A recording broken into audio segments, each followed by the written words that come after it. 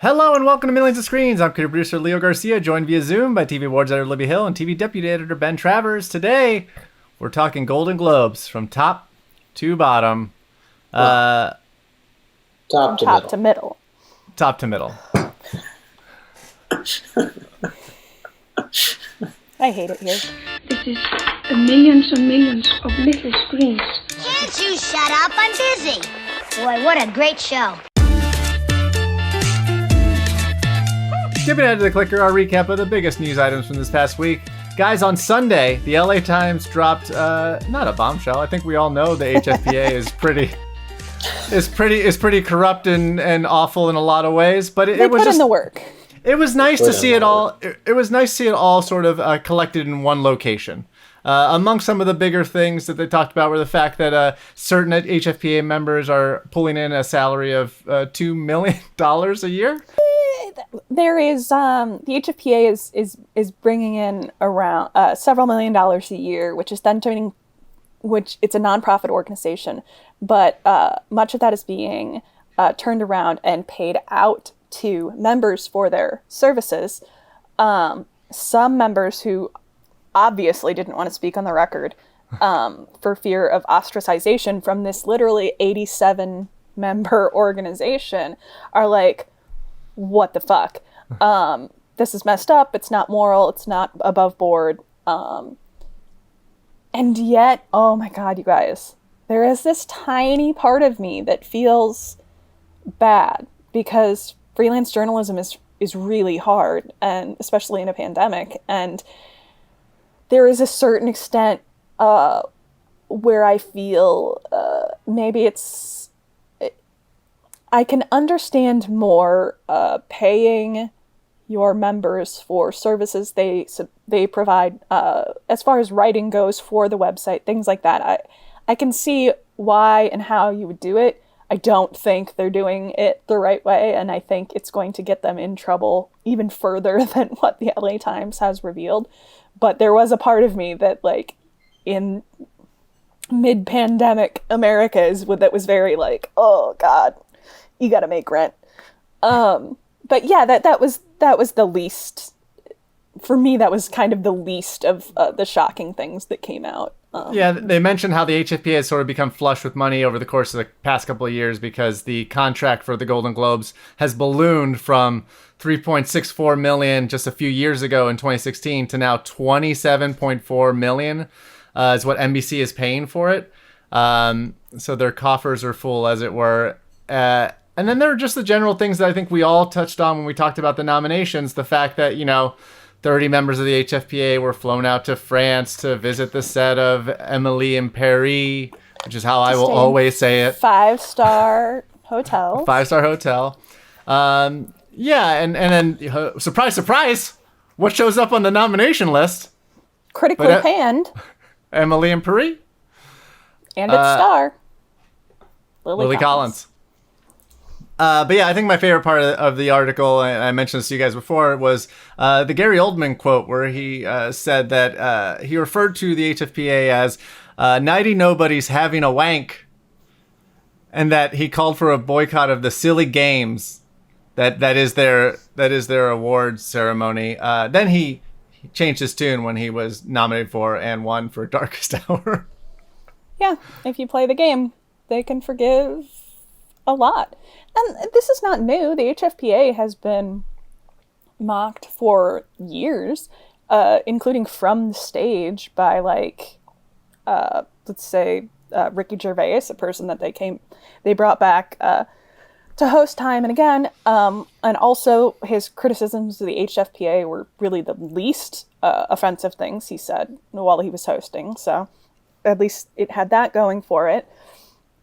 But I mean, listen, like I'm deep in a 30 Rock rewatch, and I just watched an episode where Tracy Jordan is having a screening of his dramatic role for the HFPA, and Jen is trying to convince him to bribe them because that's how what you have to do. And this is sort of a roundabout to my other favorite reveal from LA Times Sunday reporting. But when they had this group of quote-unquote HFPA members in this room for this screening, there were at least 3 African-American people, which is how you know it's fiction, because in another story the LA Times ran on Sunday, they revealed that there are no Black members amongst their 87 membership, which is goes a long way in explaining some of the things we were upset about when nominations came out earlier this year, and is extremely upsetting and unacceptable, honestly, at this point. I like the tidbit about all the members. This is an old story, but all the members getting Coach watches in '99 to try to get Sharon Stone a nomination for The Muse, the Albert Brooks film The Muse. It's very strange because you will find across the board within the industry, publications have limits on what journalists, on dollar amounts that journalists can accept, gifts from studios, from productions, and they're in place for a reason. But also, there are plenty of people that don't work for organizations that have those limits or disregard them, and I don't know. It's very strange for me as a journalist because I've never actually received any kind of swag that has made me feel more favorable about something, but no one has flown me to Paris and put me up in a 5-star hotel for several days. So I don't know. I saw a lot of defending of the Paris thing from like, that's a junket. That's how these things handle junkets when they're, to far-flung places. And I guess maybe then the junket system is broken. Well, it's worth noting too that this isn't that junkets like that do occur. There are set visits in which journalists are flown out to interview different stars and get behind the scenes look and have a better understanding of the show so that when it comes out they can write about it. But 90% of the time, those journalists are staffers on a certain website, and they're being invited because they want that website to cover them, and thus they can have whatever questions they want, they can frame the stories however they want. Like, the impact of what they're reporting will be felt outside of that event that happens during the set visit. Whereas targeting a group specifically of HFPA members, where, again, these are journalists, these are people who are they may be writing for the website, which was another point mentioned in the LA Times article about how that was encouraged and what kind of money you could receive for writing articles for the website. But they should be placing those stories elsewhere, so that may occur. But we know that from this article and elsewhere that that's not exactly how it works out on these specific visits. These are targeted. Like, this is targeting the HFPA. This is designed to woo them. This is designed for a specific purpose, and it happens all the time. Like, there's various trips, various invites, various sessions, and like different studios, different departments within those studios that are designed to cater to the HFPA's wants, needs, and whims.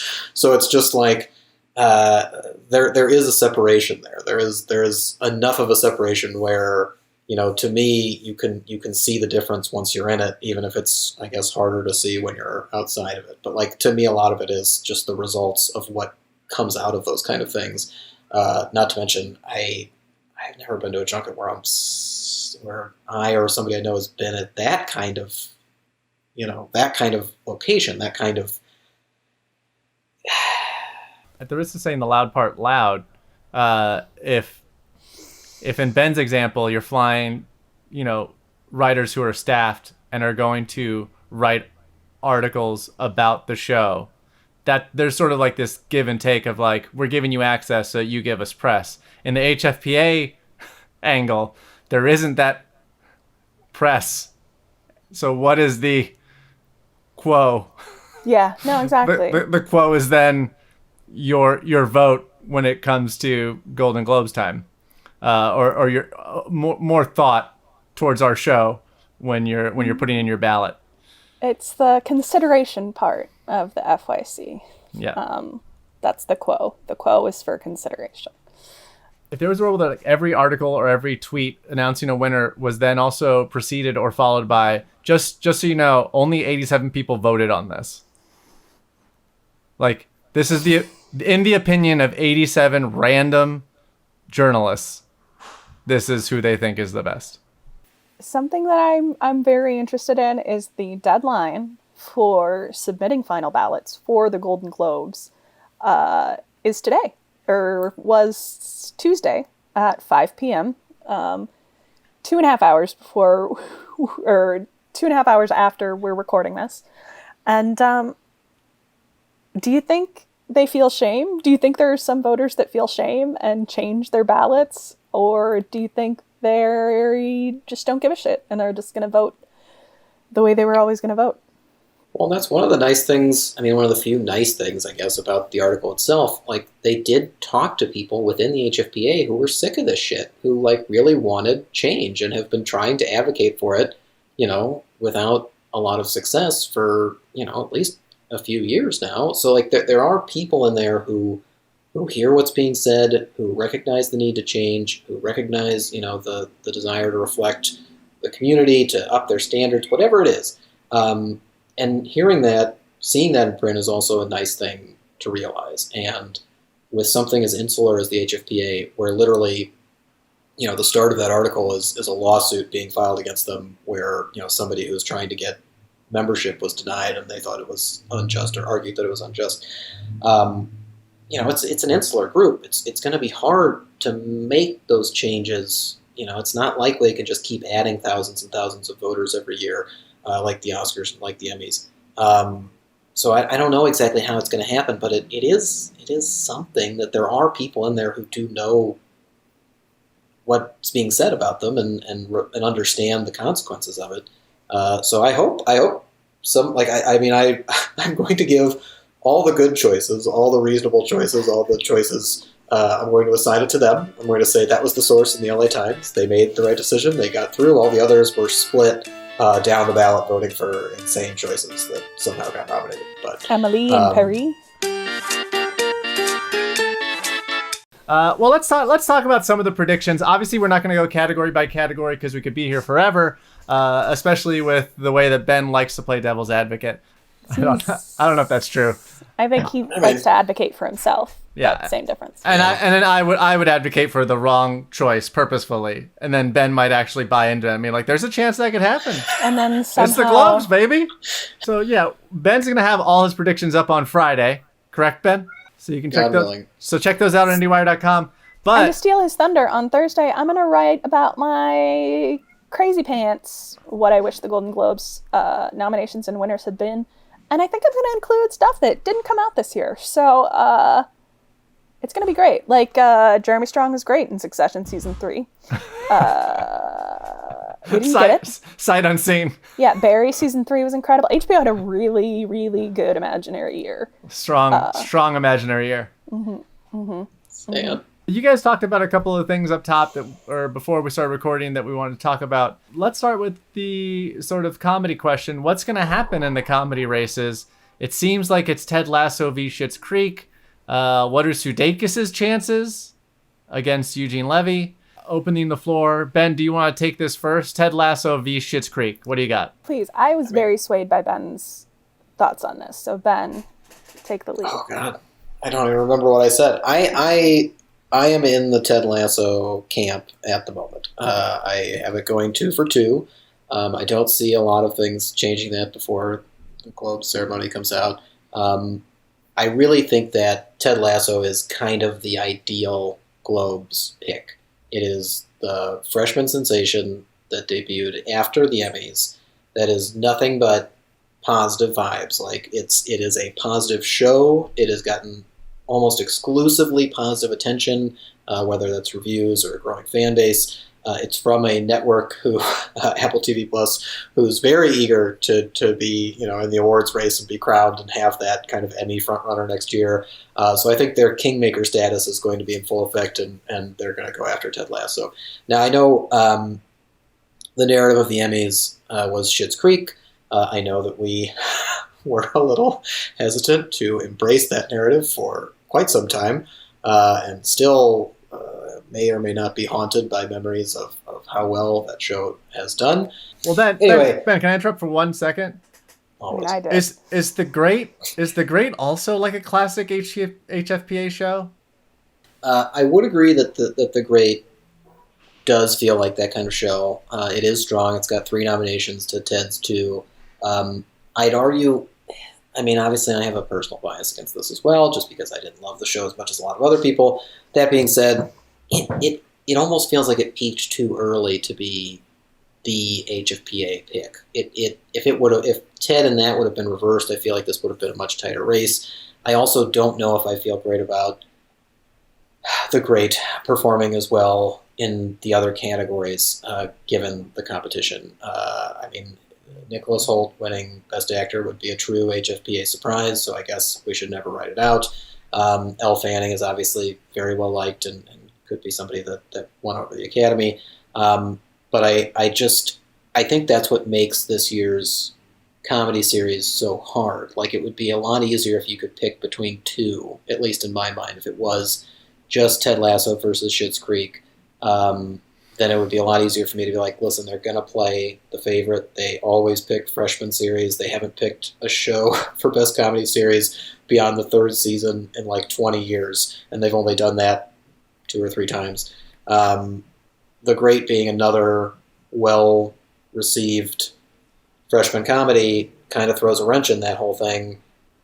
So it could happen. It just seems like Ted. It just seems like Ted. I mean, the Gold Derby odds are very close for those top 3 shows, with Schitt's Creek at 17-5, Ted Lasso 18-5, and The Great 4-1. So they're all kind of packed in there. And then the flight attendant and Emily Paris have the same odds, 9-2.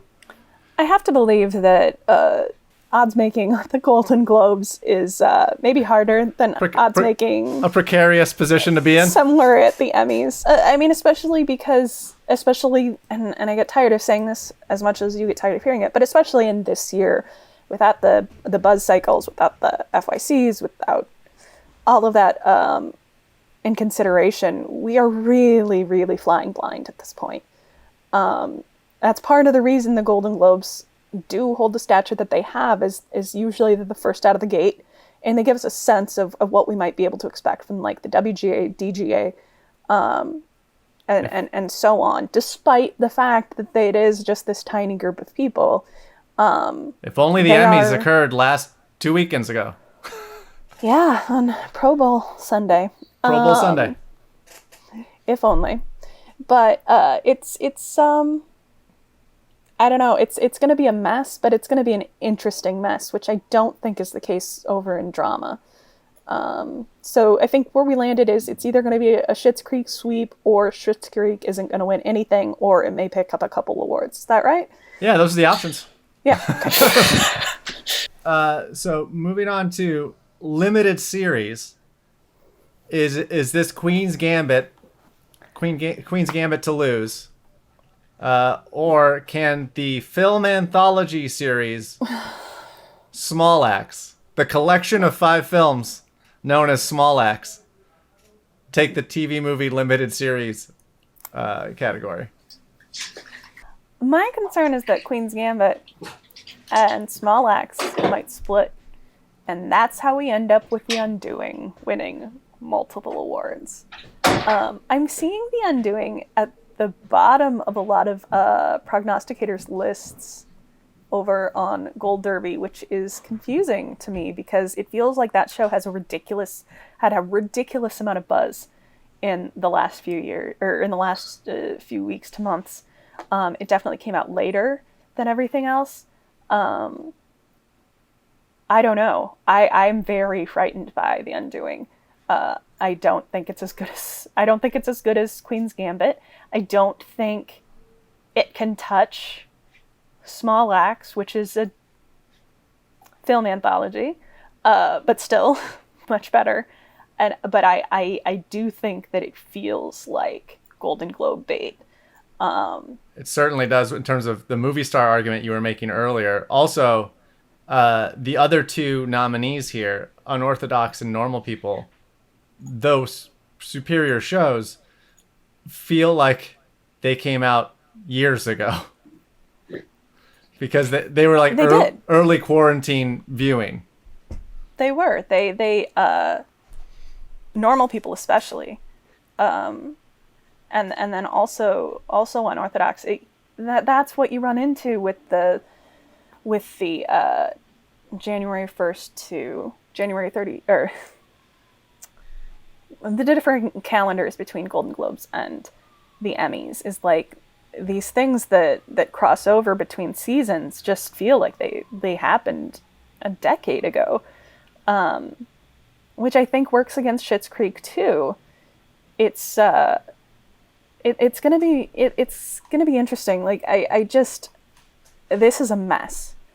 And I'm afraid it could go very wrong very quickly. And that would be upsetting, especially if that is the narrative we're kind of riding for the next 6 months with the Emmys. I'm not ready for The Undoing to head into the Emmys as the favorite. I don't know what that looks like, but I'm unhappy about it. I think even if The Undoing does win limited series, which I also agree I think it's probably in second position at this point. I think even if it does win, it's not going to be the front runner at the Emmys. I think Queen's Gambit will be until proven otherwise, but I understand the trepidation. But I would say that I think we should all probably start expecting The Undoing to win a Golden Globe, because I think Hugh Grant is going to win. I know Ruffalo is the Emmy winner there, and everybody would love to hear from Ruffalo. There's a couple of Showtime spoilery candidates in that category as well, where you're just like, this seems like somebody that the Globes would just pick. Like Bryan Cranston again? Yeah, they love him. Why not? Jeff Daniels, of course. Like, he's just that guy who just upsets people all the time, so do it. Even Ethan Hawke. Like, there's 3 Showtime picks in that category, which is just unbelievable. But to me, a lot of it, comes down to, instead of just who do you want to see at the ceremony, since there isn't a ceremony, who do you want to hear give the speech? So I think they're going to click the Hugh Grant button. I think they're going to check that box. That being said, just to continue playing the confusing who knows what the hell is going to happen card, Unorthodox is a classic pick for the Golden Globes. It's one of those things where it's like, well, we're going to write it off because it came out a while ago, because it doesn't have the star power of these other shows, and that's the one that they just choose because, you know what? They're going to tell everybody to fuck off, and we like to surprise people. They want to nominate, they want to get Shira Haas onto the screen as the young up-and-coming star. They just couldn't pick a favorite between the other limited series. And also, it's really, really good, so maybe they just responded to it being really, really good, and they never forgot that. So I not to, completely fail at my job as trying to predict these things, but there's a lot of openings. Like, it's just a hard year, and I also think the Globes, it's hard. Oh yeah, I also think that there's a global angle to Unorthodox, more so than with some of the other options. I just don't know about small acts. I don't think that the Globes failing to embrace small acts really says much of anything about small acts' chances. I'm still, it's still something that's percolating, and I am very interested to see how TV responds. Ben, TV awards bodies. Ben and Libby, how often do the Globes want to, I'm thinking specifically of the Rami win last year, do they like to be the kingmaker after the Emmys has passed on something? Where it's like, you didn't do this thing, let us do this thing, as opposed to being the lead kingmaker. Like, we're going to award this before you even get a chance to. I mean, lest we forget, Golden Globes did give the Americans a Best Drama Series. It did. It's final season. So, sometimes the answer. Sometimes. Okay. That's the problem with the Globes, is that they don't have a lot of internal consistency. Their consistency is their aberrations and their refusal to adhere to their own habits. And then we didn't really want to talk about drama because The Crown's going to win everything, right? No, not everything. Jason Bateman will win for Ozark. All right. Bateman, baby! Ben, I don't want to strip you of your opportunity. Oh, that was it. I just wanted to yell the name. I know, honey. But it will also likely win supporting actress for Gillian Anderson. No? Yeah, and lead actress. For Emma Corrin. Probably Emma Corrin. Yeah. So, of all the categories, the least dramatic is drama. Oh, Anyway, good job, Leo. Any parting thoughts leading into the show? I mean, we've kind of talked about, I think, some pretty insane scenarios. I don't know if there's like, what would be the most random thing that could happen on Sunday? Ratchet winning drama? shut up. Yeah, that's mean. You're not even supposed to speak it into. Don't believe in. It's like the opposite of secret. Everyone tune in for the Golden Globes on NBC this Sunday. Don't do it. I mean, don't do what in. you want, but don't do it. Don't tune in. You know what? Don't tune in. Check out the podcast next week. We'll tell you who won. Yeah, we'll tell you who won next Wednesday. And how to feel about it. Well, it's time for a segment we don't do often, but Ben gets excited every time we do. Except for the last 2 weeks. It's time to do a little wakeboarding with Ann Dowd. Ben, last Friday was Apple TV Plus's TCA Day, and they were talking about the wakeboarder in the wakeboarding with Ann Dowd scenario. Justin Theroux's new show, Mosquito Coast. What can you tell us? Well, I can tell you first and foremost, it's the Mosquito Coast. The is important in the title. Here we go. Never forget the. Secondly, I can tell you that it's based on Paul Theroux's novel of the same name, which was already adapted into a movie starring Harrison Ford back in the 80s, and is now being readapted for television by Neil Cross, who's written on things like Luther and some other shows that we shouldn't talk about. But Justin Theroux is not only starring as the lead character, the family patriarch, Allie Fox, a rather eccentric inventor who may or may not be in a bit of trouble with the law, but he has his wife and his 2 children, and the pilot, which I can't talk about, I just realized,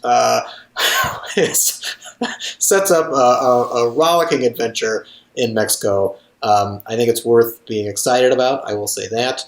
And Theroux, as mentioned before, not only is he starring, he's also executive producer on this endeavor for the first time, so that's also very exciting.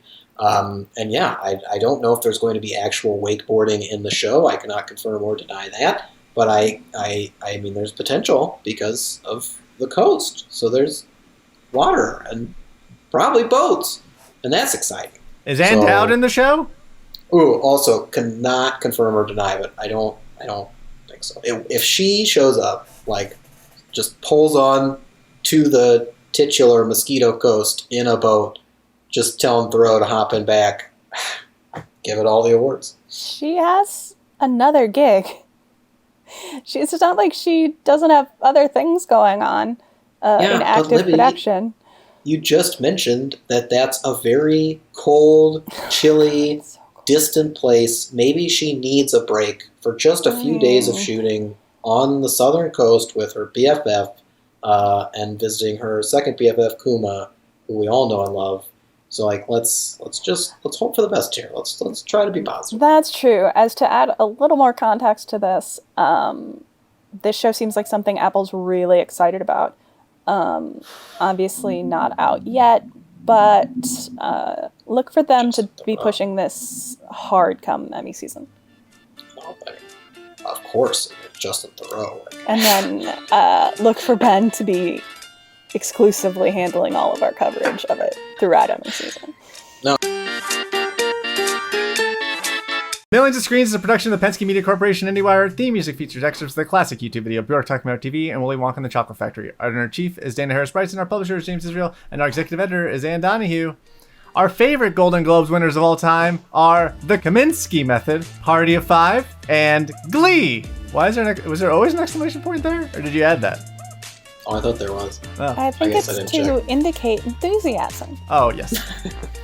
IndieWire's Millions of Screens endorses 2010 Best Film winner, Avatar. What the fuck is happening? What happened? You are on timeout from writing the outro.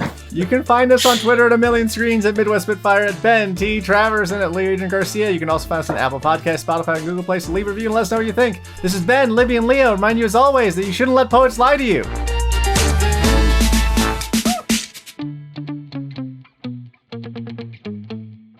You shouldn't let poets lie to you. Ain't nothing wrong with a couple of cold brews and a cool podcast.